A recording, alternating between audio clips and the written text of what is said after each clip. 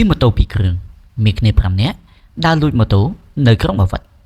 ចោរមួយក្រុមមានគ្នា5នាក់ជិះម៉ូតូពីរគ្រឿងបានធ្វើសកម្មភាពលួចកាច់កម៉ូតូប្រជាពលរដ្ឋយកទៅបាត់ដោយសុវត្ថិភាពក្រោយមកម្ចាស់ម៉ូតូដឹងថាបាត់ម៉ូតូ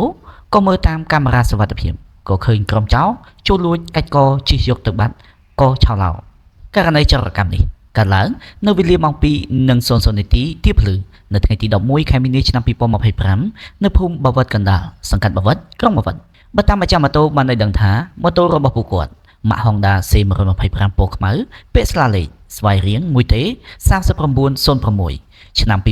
2023មានបំពាក់ GPS ហើយមុនពេលកើតហេតុគាត់បានធ្វើការហើយបានយកម៉ូតូដាក់នៅខាងមុខរបស់ផ្ទះលើចិញ្ចើមថ្នល់មានម៉ូតូ4ទៅ5គ្រឿងដាក់នៅទីនោះដែរនឹងរថយន្តហើយកន្លងមកគឺដាក់ម៉ូតូនិងរថយន្តនៅខាងមុខផ្ទះកន្លែងធ្វើការដូចសពមួយដងមិននឹកស្មានថាមានក្រុមចោរមកធ្វើសកម្មភាពលួចកាច់កម៉ូតូបែបនេះសោះ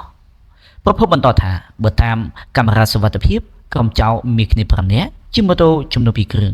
មុខដំបូងក្រុមចោរ3នាក់ជិះម៉ូតូ1គ្រឿងមកឈរកន្លែងដាក់ម៉ូតូមួយសន្ទុះក្រោយមកក្រុមចោរ2នាក់ទៀតជិះម៉ូតូ1គ្រឿងមកដល់ចោរម្នាក់ក៏ដើរចូលទៅកាច់កម៉ូតូបាន1គ្រឿង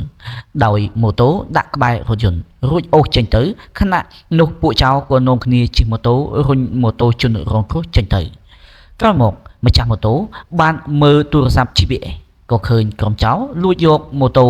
ដល់ចំណុចផ្សារប្រសោតស្រុកស្វាយទៀបនៅវេលាម៉ោងប្រមាណ3ទៀបភ្លឺក៏ឆោឡោរួចប្តឹងសមត្ថកិច្ចនិងអ្នកសារព័ត៌មានឲ្យជួយអន្តរាគមន៍ក្រុមប្រជាពលរដ្ឋក៏បាននាំគ្នាចេញម៉ូតូ 3-4 គ្រឿង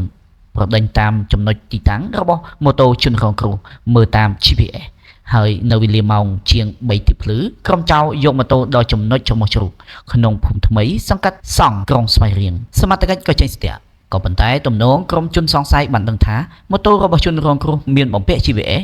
ក៏ពួកគេឈប់ដោះ GPS ចេញនិងដោះសម្លៀកបំពាក់ចោល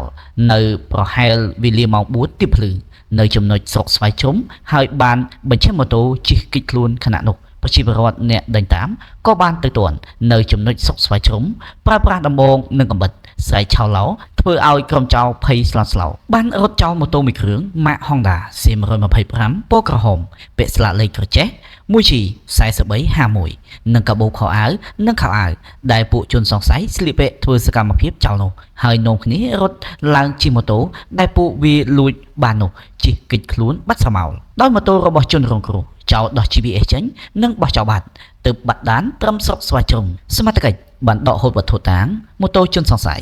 ដែលរត់ចោលយកទៅរក្សាទុកនៅអធិការដ្ឋាននគរបាលស្រុកស្វាយជ្រុំដើម្បីធ្វើការស្រាវជ្រាវរកមុខសញ្ញាជនសង្ស័យដើម្បីចាប់ខ្លួនយកមកផ្ដន្ទាទោសឲ្យកាន់តែបាន